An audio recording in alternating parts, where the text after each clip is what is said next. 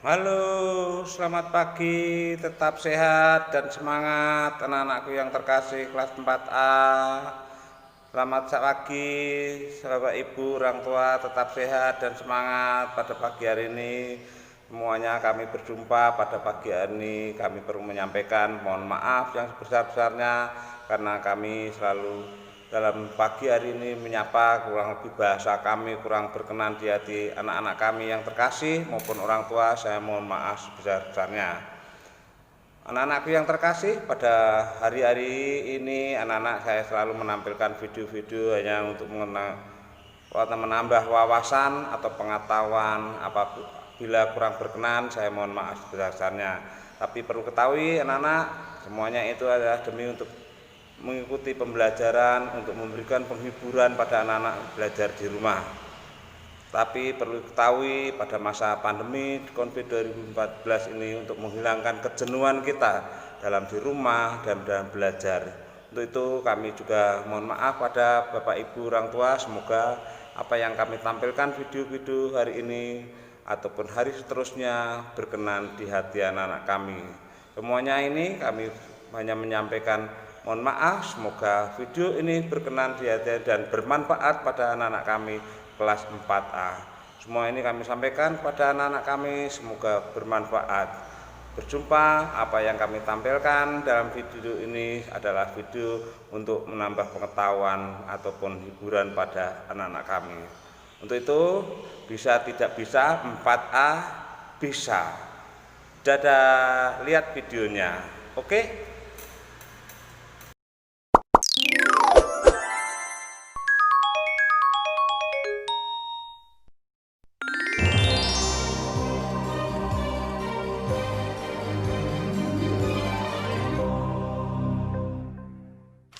Sarip Tamba Oso. Sarip Tamba Oso adalah sebuah nama yang sangat populer bagi masyarakat di Jawa Timur. Nama sebenarnya hanya Sarip. Dia tinggal di sebuah dusun bernama Tamba Oso, Desa Gedangan, di Kabupaten Sidoarjo, Jawa Timur pada era penjajahan Belanda. Karena itulah namanya dikenal sebagai Sarip Tamba Oso. Nama Sarip Tamba Oso juga populer sebagai salah satu lakon cerita dalam kesenian ludruk. Melalui kesenian asli Jawa Timur inilah, kisah tentang sosok kepahlawanan Sarip diceritakan dari generasi ke generasi. Sarip hidup sederhana bersama ibunya. Ayahnya telah lama meninggal ketika Sarip masih kecil. Ketika ayahnya masih hidup, Sarip hidup berkecukupan karena ayahnya memiliki usaha tambak yang cukup luas. Namun sayang, ketika ayahnya meninggal, tambak tersebut diambil oleh paman Sarip yang serakah. Tidak sedikit pun keuntungan dari hasil tambak tersebut yang diberikan kepada keluarga Sarip. Sarip dikenal sebagai pemuda yang mudah marah dan suka berkelahi. Namun, sebenarnya Sarip memiliki hati yang baik. Dia bahkan merasa tidak tega melihat penderitaan warga kampungnya yang miskin dan ditarik pajak oleh Belanda. Suatu hari, Lurah Gedangan bersama 2 orang tentara Belanda datang ke rumah Sarip. Sayangnya, ketika itu Sarip tidak ada di rumah, sehingga hanya ditemui oleh ibu Sarip. Maksud kedatangan Lurah Gedangan tersebut adalah untuk meminta pajak usaha tambak milik almarhum suaminya. Pak Lurah, semenjak suamiku meninggal, usaha tambak tersebut diambil alih oleh adiknya. Dia mengambil semua keuntungan hasil tambak tersebut. Jadi kalau Pak Lurah mau minta pajak, mintalah pada adik almarhum suamiku. Aku tidak peduli. Tambak tersebut masih atas nama suamimu. Jadi, kamulah yang harus membayar pajaknya. Karena ibu Sarip tidak mau membayar, Lurah Gedangan dan tentara Belanda mengamuk merusak perabotan. Kamu bayar pajak atau rumahmu aku bakar. Rip, Sarip, pulanglah nak. Rumahmu mau dibakar oleh Lurah Gedangan. Sarip yang seperti mendengar panggilan ibunya pun segera pulang. Betapa marahnya Sarip melihat lurah Gedangan dan tentara Belanda merusak rumahnya. Hei lurah, kurang ngajar kamu. Berani sekali kau merusak rumahku. Kalau kamu mau bayar pajak tambak, maka semuanya beres. Dasar tidak tahu diri. Seharusnya kamu menjadi pelindung rakyat, bukan malah menjadi antek para penjajah itu. Tanpa banyak bicara, Sarip langsung memukul lurah Gedangan hingga mati. Rasakan ini. Salah satu tentara Belanda juga dipukulnya hingga mati.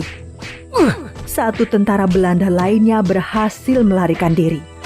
Setelah peristiwa pembunuhan lurah Gedangan tersebut, Sarip pun menjadi buronan pemerintah penjajah Belanda. Beberapa hari kemudian, Sarip mendatangi rumah pamannya. Sarip bermaksud meminta kembali tambak peninggalan ayahnya. Tidak bisa.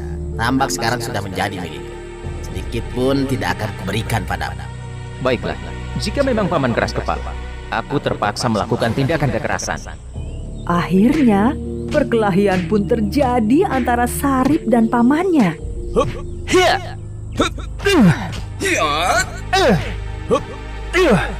Perkelahian tersebut berhasil dimenangkan oleh Sarip. Pamannya segera melarikan diri sebelum sempat dibunuh oleh Sarip. Paman Sarip melarikan diri ke daerah Kulon Kali Sedati. Di tempat itu, Paman Sarip menemui seorang pendekar bernama Paidi. Karena berasal dari Kulon Kali Sedati, pendekar tersebut dikenal dengan julukan Paidi Kulon Kali. Aku mau minta tolong padamu. Bunuhlah Sarip. Dia hendak merampas tambakku. Jika bayarannya cocok, aku siap melakukannya. Kubayar berapapun yang kamu minta. Paidi segera mencari Sarip dan berkelahi dengannya. Paidi memiliki sebuah senjata andalan yang disebut jagang karena sehari-hari Paidi bekerja sebagai kusir delman.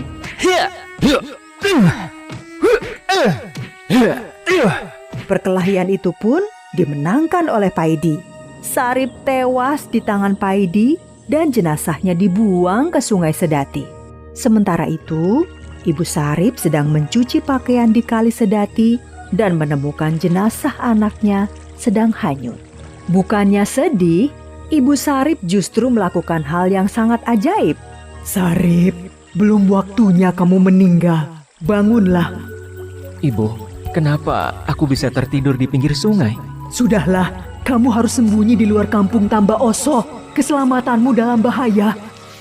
Selama dalam persembunyian, ternyata Sarip juga kerap merampok rumah orang Belanda dan orang kaya antek Belanda.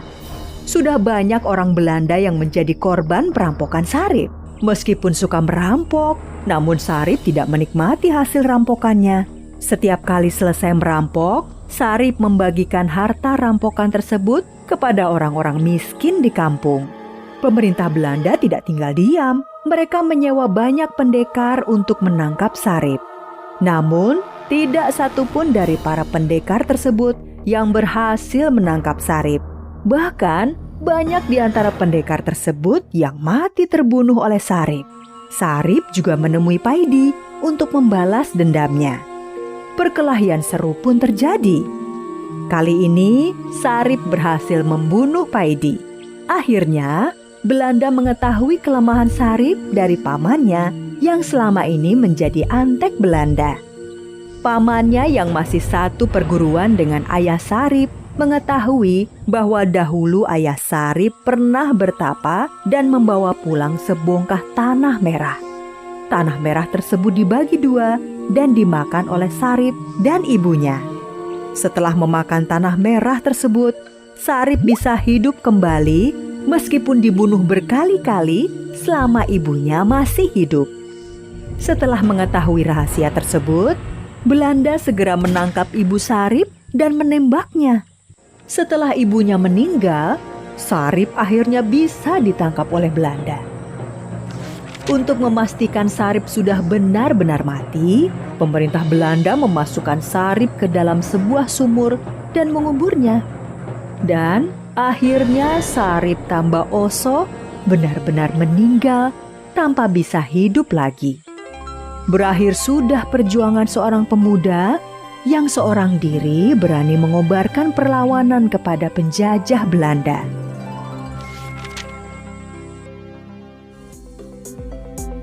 Halo teman-teman, subscribe di tombol merah di bawah ini ya. Like dan share juga di media sosial teman-teman. Dan satu lagi, isi komentar, usulan, atau saran juga ya. Terima kasih.